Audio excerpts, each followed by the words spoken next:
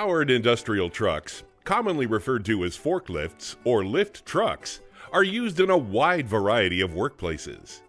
From warehouses to construction sites, forklifts play an important role.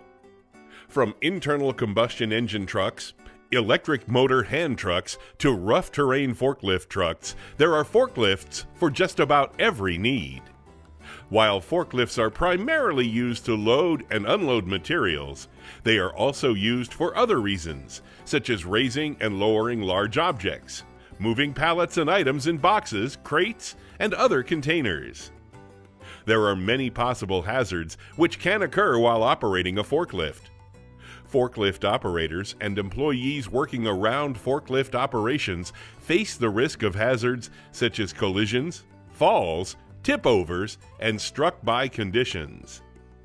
Operating a forklift safely requires preparation, anticipation, and careful attention to maintain control of the vehicle at all times.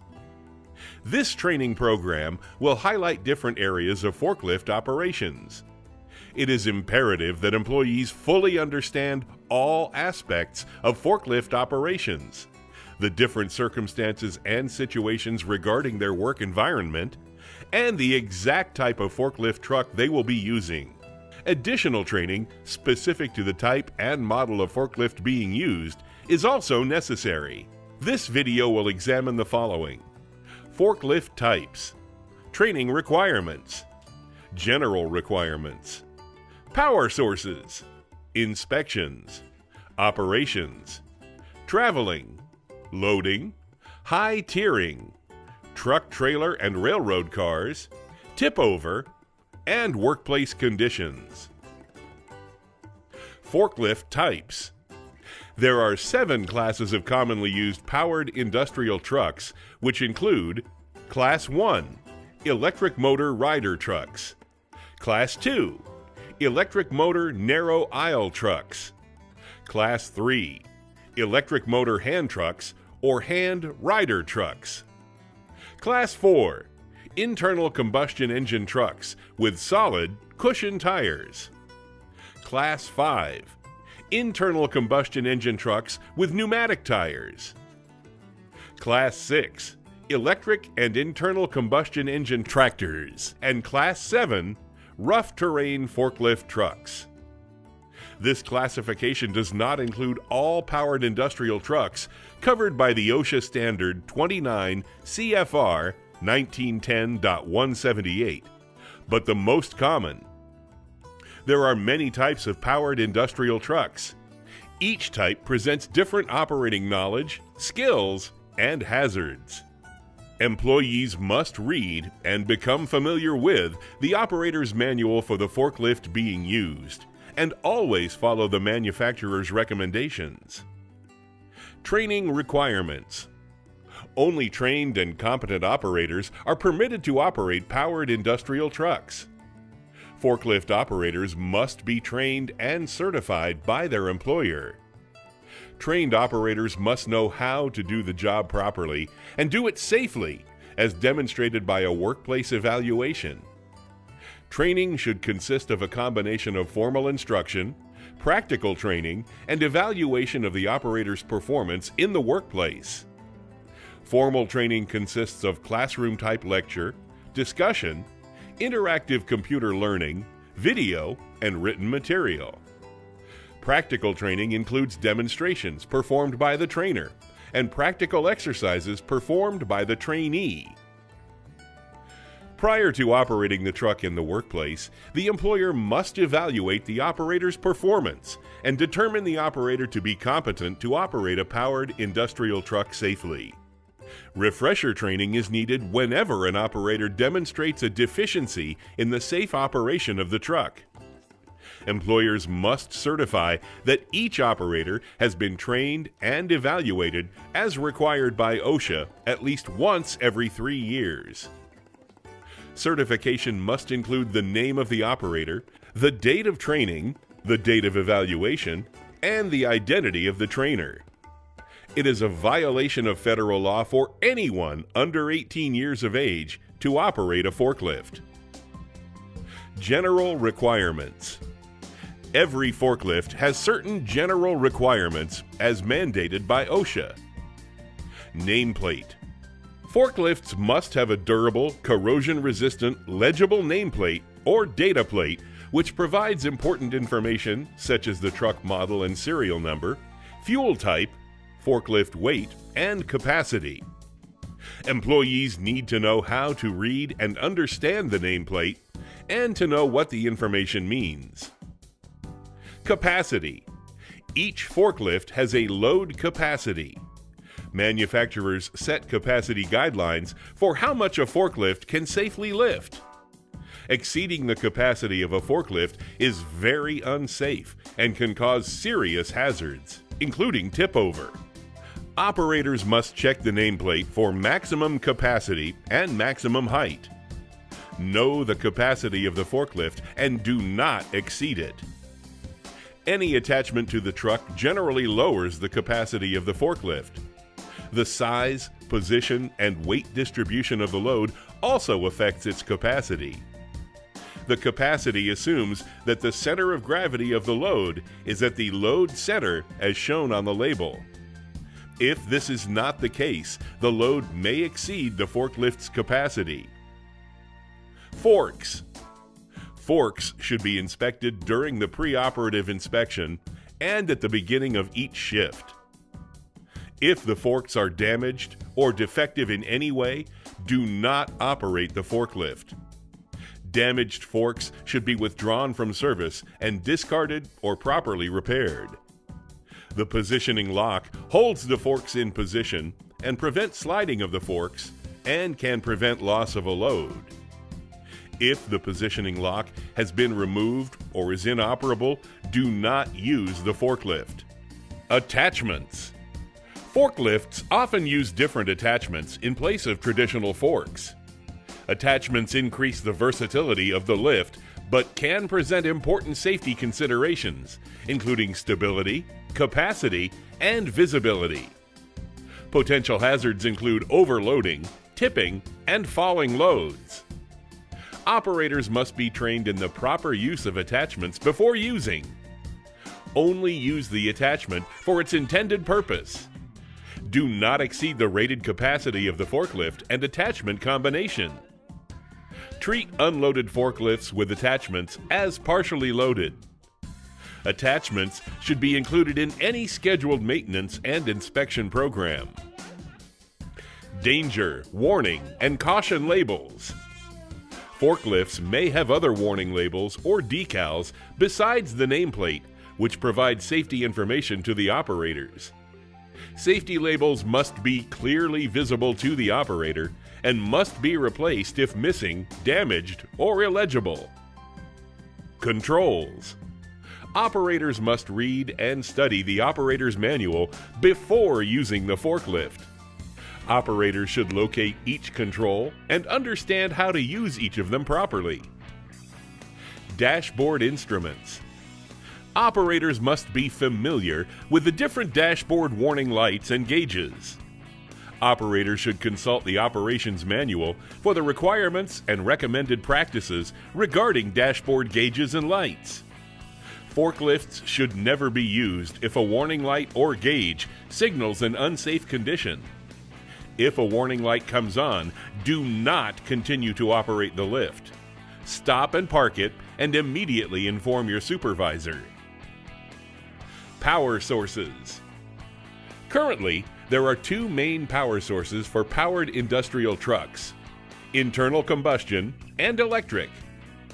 Internal combustion runs on liquid petroleum gas, LPG, compressed natural gas, CNG, gasoline, diesel, or other fuels. Refueling can be dangerous. Make sure you refuel only at designated safe locations and always turn off the engine before refueling. Never smoke while refueling and follow all safety instructions of the manufacturer and your employer. Electric trucks use an onboard battery. A designated battery charging area should be established, and appropriate PPE must be worn when charging or maintaining a battery. Only trained personnel should charge and change batteries in electric forklifts. They should also be trained on emergency procedures in case of an acid splash. Battery acid, a strong form of sulfuric acid, is corrosive and can cause severe burns. Remember, when charging, pour acid into water. Never pour water into acid. Flammable hydrogen gas is always present when charging batteries. It is potentially explosive and should not be allowed to accumulate in the charging area. Some of the required aspects of the charging area include no smoking and having adequate fire protection available. Pay attention to and follow all posted signs. If none exist in the area, talk to your supervisor. Have ample and ready available water supply for flushing and neutralizing spilled acid. An eye wash station should be nearby along with a first aid kit. Proper and adequate ventilation is necessary to avoid buildup of hydrogen gas during charging. Other power sources are becoming more common, such as fuel cells and hybrid systems. Additional training may be required as they become more widespread. Inspections. OSHA requires that all forklifts be examined at least once daily before being used. Forklifts used on a round-the-clock basis must be examined after each shift. Operators must conduct a pre-start visual check with the key off and then perform an operation check with the engine running. If the pre-operation inspection shows the forklift needs repair, is defective, or in any way unsafe, it should not be driven and taken out of service immediately. Problems should be recorded and reported to a supervisor. Pre-operation inspection. Before starting the forklift, conduct a pre-operation inspection which covers but is not limited to the following: fluid levels, oil, water, and hydraulic fluid, leaks, cracks, or any other visible defects, tire condition and pressure, including cuts and gouges, condition of forks, load backrest extension, finger guards, safety decals and nameplates. Operator manual is on truck and is legible. All safety devices are working properly, including seatbelt. Additional items should be checked depending on the type of forklift. Consult the manufacturer's operation manual or your company's inspection forms for more details. Operational inspection. After completing the pre-operational inspection, operators should conduct an operational inspection with the engine running. This inspection includes accelerator linkage, inch control if equipped, brakes, steering, drive control, front and back, tilt control, forward and back, hoist and lowering control, attachment control, horn, backup alarm, hour meter. If you find anything wrong while doing either inspection, write it down on the inspection sheet and report it to your supervisor. Never drive a truck with problems. Operations. While driving a forklift, operators must be aware of potential hazards, such as mechanical breakdown, fire, overheating, and leakage. Forklift operators must always follow safe operating rules. Never overload a fork truck or extend a load past the center of gravity. Always maintain control of the forklift. Keep a proper lookout and operate the forklift at speeds appropriate for the operation and worksite conditions. Never allow a person to stand under or pass under the elevated portion of any truck, whether loaded or empty. When a forklift is left unattended, lower any load and neutralize controls, shut off power, and set brakes. Wheels must be blocked if the truck is parked on an incline. Keep a safe distance from the edge of ramps or platforms while on any elevated dock, platform, or freight car. Traveling. Forklifts should be operated at a speed which allows for stopping in a safe manner, avoiding tip overs, and avoiding collision with pedestrians and obstacles. Always maintain a safe distance between forklifts, approximately 3 truck lengths. Slow down and sound horn at cross aisles and other areas where view is obstructed. Slow down on wet and slippery floors and avoid driving over loose objects. Look in the direction of travel, always keeping a clear view. Equip forklifts with headlights where general lighting is less than 2 lumens per square foot. In general, if working at night, outdoors, or in any area where additional lighting would improve visibility, the forklift should be equipped with headlights. Ascend and descend grades slowly. When a grade is in excess of 10%, loaded trucks must be driven with the load up grade. Reduce speed when turning and never turn on a grade. On all grades, the load and load engaging means must be tilted back if applicable and raised only enough to clear the road surface. Never turn on a ramp. When traveling with a load on a ramp or incline, the load should always point up the incline, regardless of the direction of travel. Drive forward going up the ramp with forks pointed up grade, and drive in reverse with the forks pointed up grade going down the ramp. When traveling without a load on a ramp or incline, the forks should always be pointed down grade, regardless of the direction of travel. When walking with a pallet truck, with or without a load, the forks should always be pointed down grade, regardless of the direction of travel. Approach elevators slowly and enter squarely after the elevator car is properly leveled. Once on the elevator, neutralize the controls, shut off the power, and set the brakes. Drive slowly into and out of warehouses or other buildings. Going from bright daylight into a darker warehouse could cause impaired visibility. Stunt driving and horseplay are never allowed. Dock boards or bridge plates must be properly secured and driven over slowly and carefully. Their rated capacity must never be exceeded. Come to a complete stop before changing directions and use a horn or warning light to warn pedestrians when reversing. Do not park in unauthorized areas or block aisles or exits. Set the parking brake when stopping. Loading. Handling loads can present different hazards for different forklifts. Improper techniques or loading can cause a forklift to tip over, the load to drop, a collision, or other accidents. Prior to picking up any load, inspect it and center it as much as possible. Secure the load so it is stable and arranged safely. Loads should be secured by wrapping or banding when necessary. Approach the load slowly and carefully, and make sure the truck is squarely in front of the load and the forks are set at the correct height. Forks should be placed under the load as far as possible, at least 2/3 the length of the load, and the mast tilted back carefully to stabilize the load. Carefully lift the load off the ground just enough to clear.